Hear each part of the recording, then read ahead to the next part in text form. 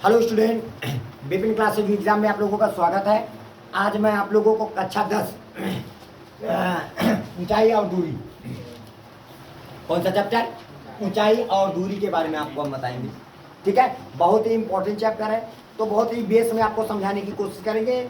आप वीडियो को अंत तक देखिएगा ताकि आपको पूरा कॉन्सेप्ट समझ में आए। चलिए, जैसे कहता है 1.5 मीटर लंबा एक प्रेक्षक। प्रेक्षक का मतलब क्या होता है, जो जैसे हम हैं, हमारी लंबाई 1.5 मीटर की है, तो हम क्या कर रहे हैं, प्रेक्षक मतलब देख रहे हैं किसी चीज को। एक चिमनी से 28.5 मीटर की दूरी पर है। प्रेक्षक कहाँ है, चिमनी से 28.5 मीटर की दूरी पर है। उसकी आंखों से चिमनी के शिखर का उन्नयन कोण 45 अंश है। चिमनी की ऊंचाई ज्ञात करो। चिमनी की क्या ज्ञात करो, ऊंचाई। चित्र देखिएगा, ये हमारे पास मान लीजिएगा एक चिमनी है। क्या है, एक चिमनी। चिमनी जानते हो, जैसे भट्ठा जिसको बोलते हैं, मान लीजिएगा भट्ठा है ना। कैसा होता है, एक लंबवत खड़ा होता है।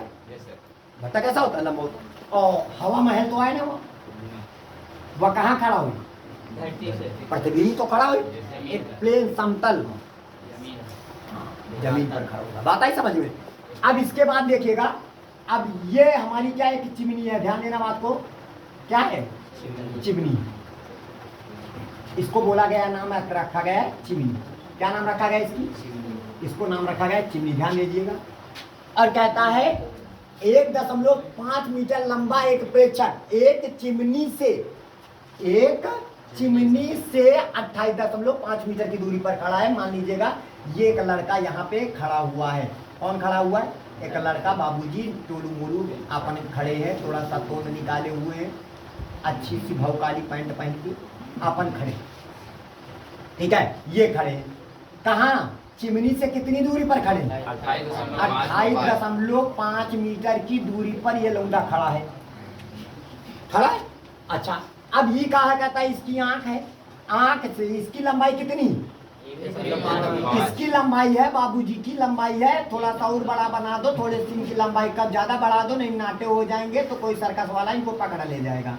तो ये बाबूजी बढ़िया मुस्कुराते हुए खड़े हैं। ध्यान दीजिए। और इनकी बाबूजी की लंबाई बहुत अच्छी है, बहुत सुंदर है। अपने दोनों पैर से खड़े हैं, जूता मोजा टाई बेल्ट पहने अपन खड़े हैं। ठीक है, ये देखो खड़े हैं, बढ़िया शर्ट वर्ट सजाए हुए।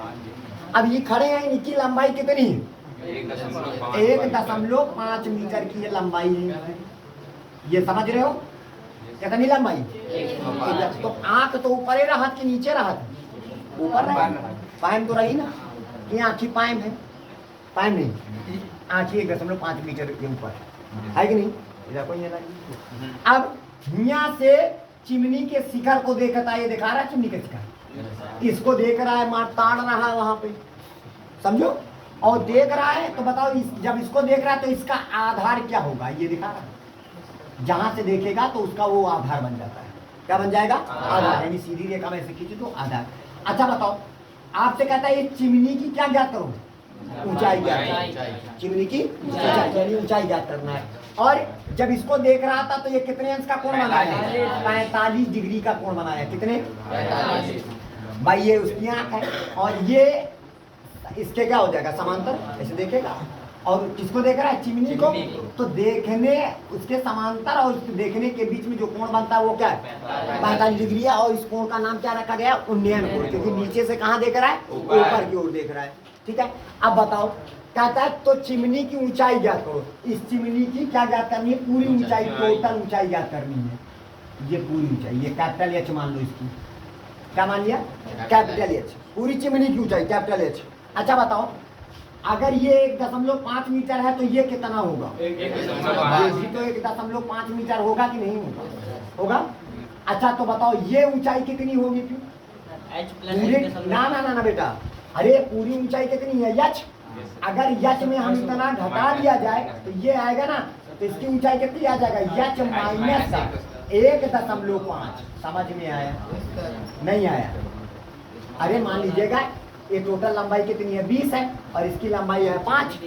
तो 20 में 5 को घटाओगे तभी तो ये वाली लंबाई बचेगी 15। नहीं समझ आए। अब बताओ टोटल लंबाई कितनी है, यच।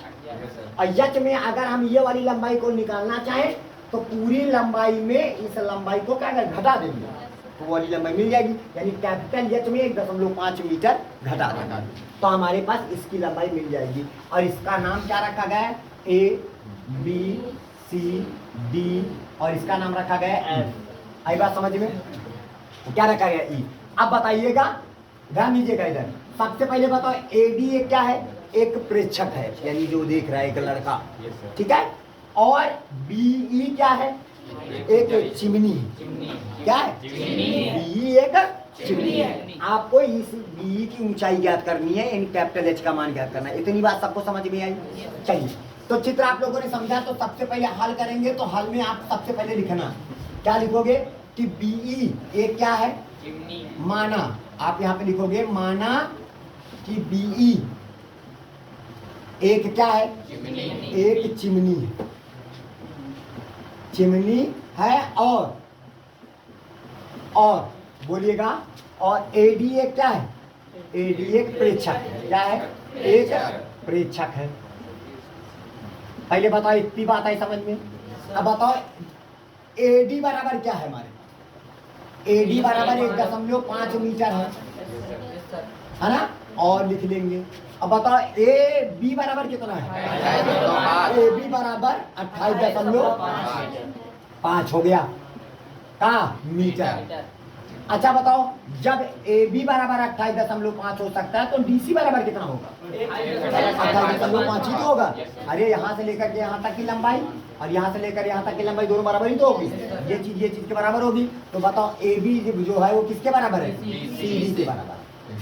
नहीं समझ में आया, ये दोनों की लंबाई कितनी होगी, 28.5 मीटर हो जाएगी। अच्छा चलिए, इसके बाद अब हमसे कहता है, और साथ में कोण सी डी ई, यानी एंगल जो है कोण सी डी ई बराबर कितने है, 45 डिग्री हो गया। अच्छा बताओ, ये कैसा त्रिभुज है, ये त्रिभुज ये कैसा है, चाहे नीचे से ऐसे देख लो, क्योंकि यहाँ देखोगे तो प्रेक्षक ऐसे बन जाएगा, तो ये गड़बड़ा जाएगा। तो यहाँ से देखना होगा इस त्रिभुज को, नहीं जहाँ पे कैपिटल एच है ना, इसी कैपिटल ये चीज को तुम्हारा निकालना है आपको। ये किसकी ऊंचाई है, चिमनी की ऊंचाई है, और इसी का तो मान ज्ञात करना है आपको। तो आप क्या पकड़ोगे, आप कौन सा क्या पकड़ते हो, समकोण त्रिभुज पकड़ते हो। तो समकोण त्रिभुज ये दिखा रहा, तो बताइए समकोण त्रिभुज का नाम क्या रखा गया, समकोण त्रिभुज का नाम है डी सी ई से। अब बताओ, तुमको ये चीज पता है और ये भी पता है, और इसके बीच का कोण भी पता है, नहीं पता है क्या, पता है ना। तो आप बताओ कौन सा कोण लगाओगे, tan थीटा, क्योंकि आपको पता लंब पता है और आपको आधार पता है और कोण पता है, नहीं है। तो आप कौन सा सूत्र लगाओगे, tan थीटा। क्यों, tan थीटा बराबर सूत्र क्या होगा, लंब बटे आधार। लंब का नाम क्या है, ये जो एंगल होता है उस एंगल के सामने वाली जो भुजा होगी वही हमारा लंब हो गया, यानी सीई। अब बटे आधार का मान डीसी या सीडी कह दीजिए। आई बात समझ में। अब बताओ थीटा की वैल्यू कितनी है, बराबर सीई का मान कितना है, एच माइनस का 1.5 हो जाएगा, और सीडी का मान कितना है, 28.5। समझ में आया। tan 45 का मान कितना होता है, एक लिख दिया, एच माइनस का 1.5 बटे 28.5 हो जाएगा। बोलिएगा 28.5 का नाम 28.5 हो जाएगा, तो ये हो जाएगा 28.5 बराबर, और क्या हो जाएगा, h माइनस का 1.5 हो जाएगा। बोलिएगा। अब ये बताइएगा, माइनस में था, इधर आएगा प्लस में, तो h बराबर हो जाएगा 28.5 प्लस का 1.5 आवा, तो h बराबर आपके पास 5 5 10 10 की शून्य हासिल है, 1 दशमलव लगा दिया, दशमलव नीचे दशमलव लगा दिया, 8 1 9 9 1 10 हासिल आया था, 10 की शून्य हासिल हुआ 2 1 और का है मीटर। तो यानी चिमनी की ऊंचाई कितनी आ गई, चिमनी की ऊंचाई यही है ना कैपिटल है, इसी को तो माना था। तो चिमनी की ऊंचाई हमारे पास आ गई, यानी कैपिटल एच बराबर कितना आ गया, 30 मीटर। इतनी बात समझ में आई, यही बाबूजी आपका क्या हो जाएगा, आंसर हो जाएगा। सबको समझ में आया, बात आ रही समझ में। चलिए अगले सवाल में चलते हैं। चलिए अब चलते हैं अगले नंबर सवाल में। दूसरा नंबर सवाल आज का कहता है, भूमि के एक बिंदु P से एक 10 मीटर ऊंचे भवन के शिखर का उन्नयन कोण कितना है? 30 अंश है। कितना है? 30 अंश है। ठीक है। भवन के शिखर पर एक ध्वज को लहराया गया है। कहाँ?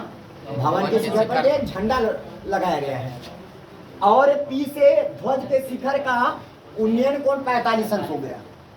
कहता है ध्वज दंड की लंबाई और बिंदु पी से भवन की दूरी, ये दोनों बातें ज्ञात करनी है। अब कॉन्सेप्ट समझेंगे। पहले सारा खेला किसका है?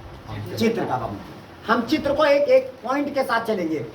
कहता है भूमि के एक बिंदु पर, मान लीजिएगा भूमि पर एक हमारा ये क्या है? बिंदु। देखिएगा बाबूजी, ये हमारी पृथ्वी है। ये क्या है? पृथ्वी है। अब पृथ्वी पर एक बिंदु क्या है? पी। हो गया। अच्छा, एक बिंदु पी से एक 10 मीटर ऊंचे भवन के शिखर का उन्नयन। 10 मीटर ऊंचा एक भवन है। ये दिखा रहा है तुम्हारे पास ये भवन। ये आपका क्या है? एक भवन है। ये आपका एक भवन है मान लीजिएगा। ठीक है। और इस भवन की ऊंचाई आपके पास कितनी है? 10 मीटर है। अब कुछ ना कुछ दूर जरूर होगा भाई। बिंदु पी से दूरी पर कुछ होगा। क्यों? क्योंकि तभी तो कोण एंगल बनेगा। नहीं समझ में? और कहता है बिंदु पी से, ये भवन का शिखर है, भवन के शिखर का उन्नयन कोण कितना बनाया गया बाबूजी? 30 डिग्री का बनाया गया। कितना बनाया गया? 30। हो गया। नहीं समझ में आया? क्या बोला है? भूमि के बिंदु पी से 10 मीटर ऊंचे भवन के शिखर का उन्नयन को कहा पी से भवन के शिखर को देख रहा है तो उन्नयन कोण ही तो होगा। तो अब कितनी डिग्री का है? 30 डिग्री का है। फिर उसके बाद सुनिएगा, कहता है भवन के शिखर पर, अच्छा बताइएगा भवन का शिखर यही है। भवन के शिखर पर एक ध्वज को लहराया गया है।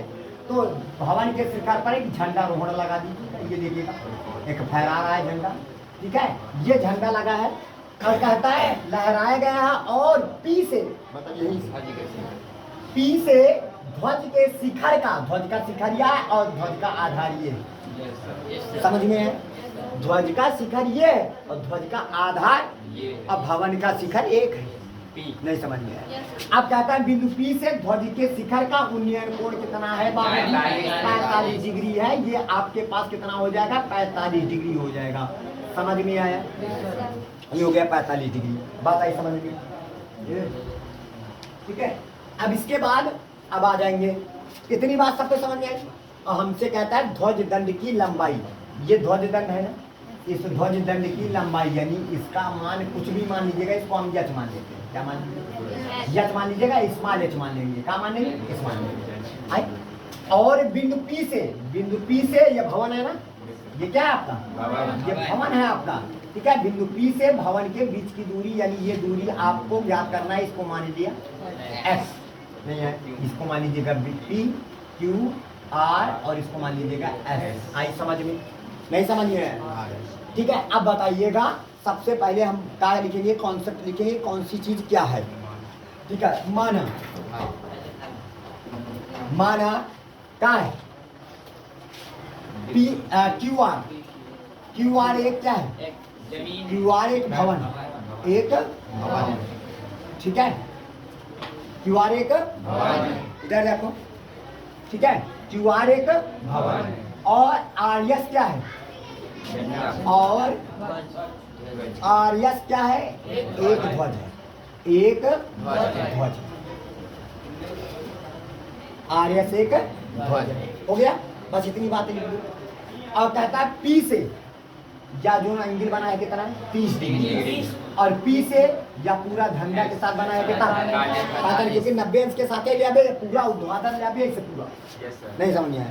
अब बताओ यहाँ पे क्यू आर बराबर कितना है?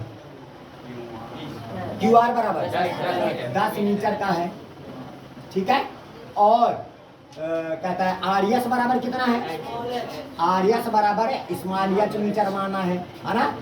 अब बताइएगा P से लेकर Q के बीच की दूरी, P से लेकर के Q के बीच की दूरी हमारे पास क्या है? P से Q के बीच की दूरी कितना है? x मीटर है। कितना है? x। इतनी बात समझ में आई? बताओ P से Q के बीच की दूरी यानी इस बिंदु से भवन के बीच की दूरी कितना है? x metre. यही है ना? बिंदु P है और ये Q क्या है? एक भवन है। QR एक भवन है और इस बिंदु से QR के बीच की दूरी कितना है? x metre. इतनी बात है समझ में? सबसे पहले तुम्हारे पास कितने समकोण त्रिभुज हैं? दो। एक समकोण त्रिभुज का नाम है ये दिखा रहा छोटा वाला और एक वाला बड़ा वाला देखिएगा, दिखा रहा। इन दोनों समकोण त्रिभुजों को लेके चलेंगे और यक्स और एच का मान ज्ञात करेंगे। तो यहाँ पे आपको क्या करना होगा, तो सबसे पहले लिखेंगे समकोण त्रिभुज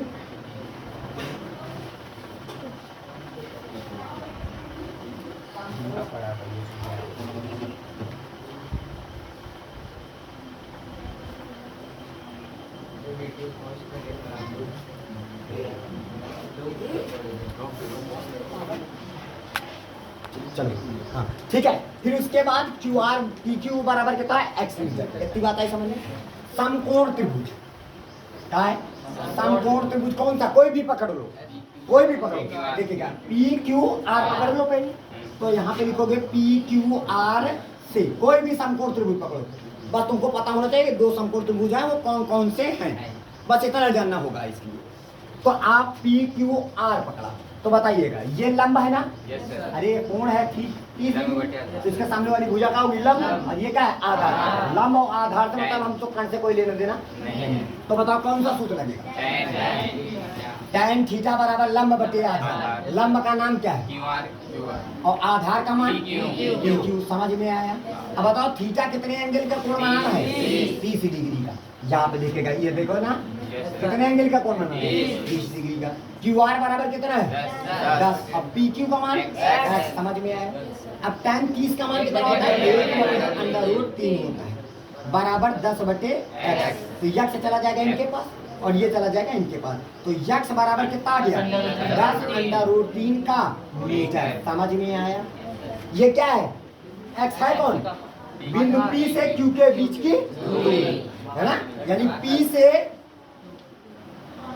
भवन के बीच की दूरी, भवन की दूरी कितना है बोलिएगा, यक्स बराबर 10/√3 मीटर। चलिए एक आंसर हो चुका है आपका। अब दूसरा आंसर आपके पास, यानी यक्स का मान निकल चुका है। आप किसका मान निकालोगे, अब यक्स का मान, यक्स कौन है, ठीक है ये है। चलिए इसके बाद हम चलते हैं उसकी निकालते हैं।